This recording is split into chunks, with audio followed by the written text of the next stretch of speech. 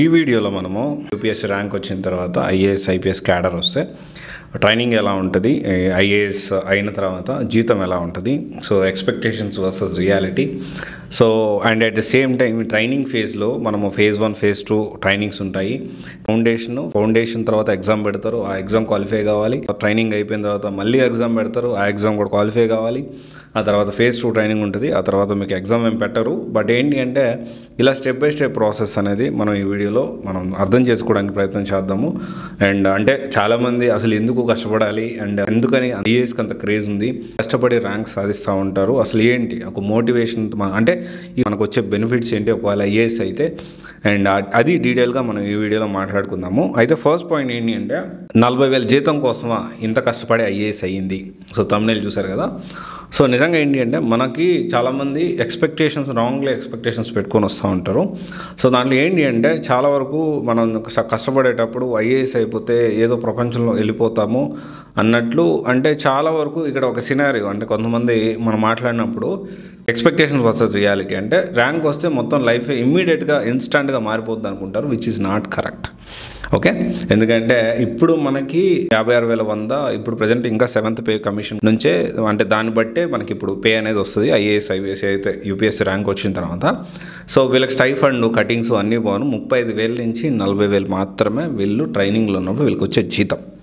10,000 mess charge అనేవి ఇవి cut అవుతాయి, ఇంకా కొంచెం కటింగ్స్ అవి పోను, ఓవరాల్గా 35,000 to 40,000 మాత్రమే వీళ్ళ జీతం వస్తుంది. సో ఇక్కడ 40,000 జీతం కోసమా ఇంత కష్టపడి ఐఏఎస్ అయ్యింది అంటే కాదు, దానికి ఇంకా చాలా బెనిఫిట్స్ ఉన్నాయి. ఆ బెనిఫిట్స్ ఏంటనేది మనం తెలుసుకుందాము.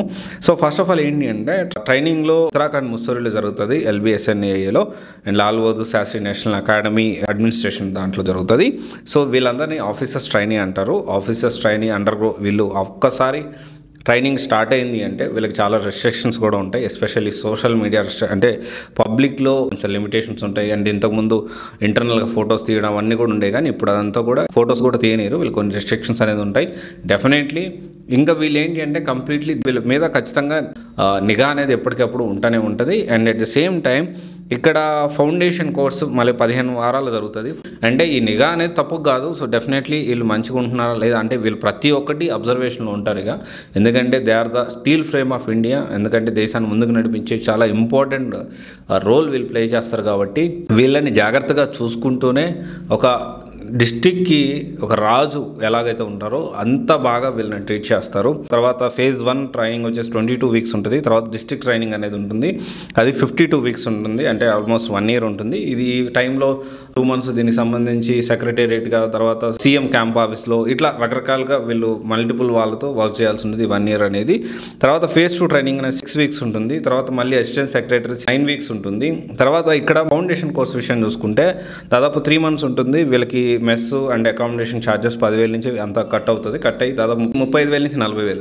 ఇంత కష్టపడి ఐఏఎస్ అయ్యేది 35,000 జీతం కోసం అంటే కాదు. యాక్చువల్లీ ఇక్కడ ఏంటి అంటే వీళ్ళకి చాలా బెనిఫిట్స్ ఉంటాయి. ట్రెక్కింగ్ కానీ వీళ్ళు ట్రైనింగ్లో పార్ట్ అవన్నీ కూడా జార్జ్ ఎవరెస్ట్కి వెళ్తారు, తర్వాత బెనాంగ్ హిల్కి వెళ్తారు, విలేజ్ విజిట్ ప్రోగ్రామ్ ఉంటుంది, అండ్ తర్వాత వచ్చేసి అథ్లెటిక్ మీట్ ఉంటుంది, తర్వాత long jump, high jump, and వీళ్ళకి ఫెస్ట్లు ఉంటాయి, లిటరల్ ఫెస్ట్ ఉంటుంది, తర్వాత ఎక్స్ట్రా కరికులర్ మాడ్యూల్ ఉంటుంది. తర్వాత వచ్చేసి వీళ్ళకి ఇష్టమైన కొన్ని యాక్టివిటీస్ ఎంచుకోమంటారు, లైక్ కుకింగ్ కానీ, బేకింగ్ కానీ, హార్స్ రైడింగ్ కానీ, and English communication, painting, and దీనికి మ్యూజికల్ ఇన్స్ట్రుమెంటేషను, ఇవన్నీ కూడా వీళ్ళకి ఉంటాయి. దీంతోపాటు ఒక 14 క్లబ్స్ ఉంటాయి, 14 డిఫరెంట్ క్లబ్స్ ఉంటాయి. దాంతోపాటు ఇన్ఫర్మేషన్ అండ్ టెక్నాలజీకి సంబంధించి ఇలాగా మిడ్ టర్మ్ టెస్ట్ ఉంటుంది, అది కూడా క్వాలిఫై అవ్వాలి. తర్వాత ఫైనల్ డిసెంబర్లో ఉంటుంది.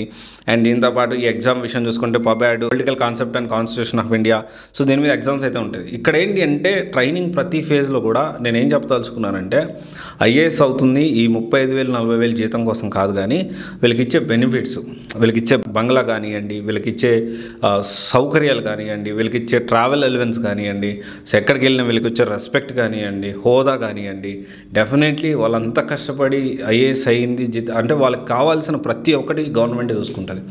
ఈచ్ అండ్ ఎవ్రీథింగ్ చాలా టేక్ కేర్ చేస్తుంది వాళ్ళని, అండ్ చాలా బాగా చూసుకుంటారు. వాళ్ళకి ఇచ్చే బెనిఫిట్స్ మామూలుగా ఉండవు. అండ్ లైక్ వాళ్ళకి స్పెషల్ స్పెషల్గా వాళ్ళకి ప్రొటెక్షన్, ఐపీఎస్కి అయితే కాన్వాయ్ ఉంటుంది.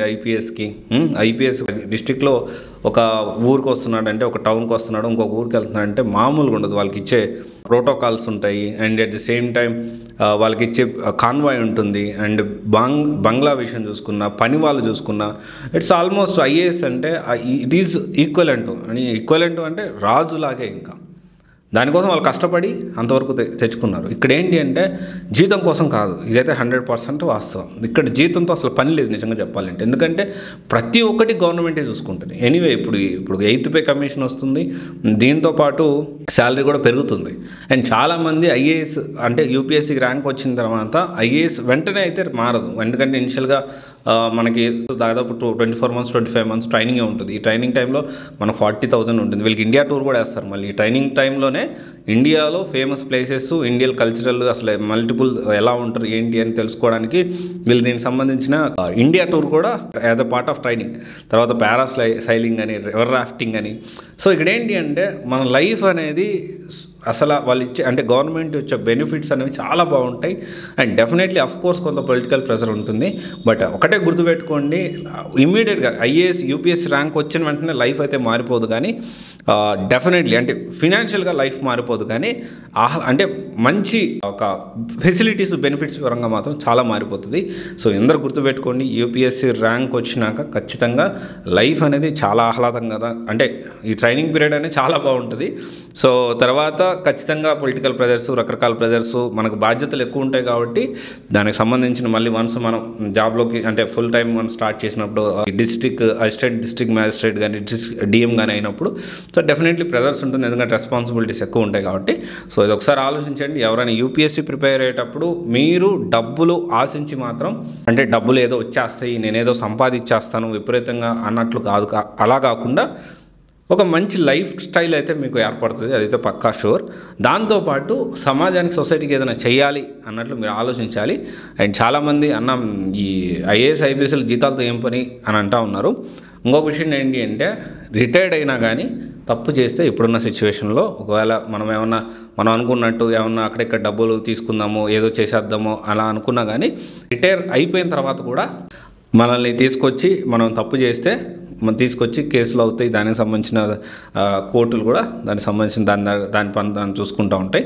సో డెఫినెట్లీ ప్రాబ్లమ్స్ ఉంటాయి. సో ఓన్లీ జీతము, డబ్బులు దీని గురించి పక్కన పెడితే రెండు విషయాలు, లైఫ్ స్టైల్ మారుతుంది 100%. దాంతోపాటు సొసైటీకి మనం ఏదైనా చేయగలుగుతాం.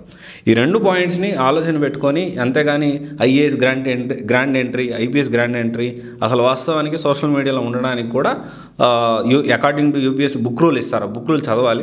నేను దాని గురించి వర్కౌట్ చేస్తాను. యూపీఎస్ బుక్ రూల్ ఎలా ఉంటుంది ట్రైనింగ్ తర్వాత, లేకపోతే వీళ్ళు వర్క్ చేసేటప్పుడు వీళ్ళకి బుక్ రూల్స్ ఏమేమి ఉంటాయి అనేది అది కూడా నేను త్వరలో మీకు అప్డేట్ చేస్తాను. డెఫినెట్లీ సోషల్ మీడియాలో అంత ఎక్కువగా వీళ్ళు అంటే ఉండడానికి అవకాశం లేదని నేను అనుకుంటున్నాను. అంటే అకార్డింగ్ టు యూపీఎస్సీ ఆప్షన్ లేదని నేను అనుకుంటున్నాను. నేను కూడా ఒకసారి క్రాస్ వెరిఫై చేసి మీకు కూడా అప్డేట్ చేస్తాను. నాకు తెలిసినంత వరకు అయితే వీళ్ళు సోషల్ మీడియాలో ఎలాంటి కమర్షియల్ యాక్టివిటీ, ఎస్పెషల్లీ కమర్షియల్గా యాక్టివిటీస్ అనేది చేయకూడదు వన్స్ యూపీఎస్సీ ర్యాంక్ వచ్చిన తర్వాత. కొంతమంది డబ్బులు తీసుకొని ఇన్స్టిట్యూట్కి సపోర్ట్ చేయడము లేకపోతే ఇలా కూడా చేస్తున్నారని కొంతమంది అంటున్నారు. మరి మన ప్రూఫ్ ఆఫ్ ఎవిడెన్స్ లేకపోతే దాని గురించి మనం ఏం మాట్లాడలేము. ఎనీవే దాని గురించి కూడా యూపీఎస్సీ బుక్ రూల్ ర్యాంక్ వచ్చిన తర్వాత ఎలా ఉంటుంది, ఆ బుక్ రూల్స్ ఏమేమి ఉంటాయి అనేది మనం ఖచ్చితంగా త్వరలో మీకు అప్డేట్ చేస్తాను. ఎందుకంటే ఈ IAS grand entry, IPS grand entry అని ఓవర్ హైపోథైజ్ అయిపోతుంది సోషల్ మీడియాలో. అలా కాకుండా సో డెఫినెట్లీ త్వరలో చాలా చేంజెస్ యూపీఎస్సీ తీసుకురాబోతుందని నాకు తెలిసింది. ఇది ఒకసారి ఆలోచించండి యూపీఎస్సీ ప్రిపేర్ అయ్యేవాళ్ళు. Thank you.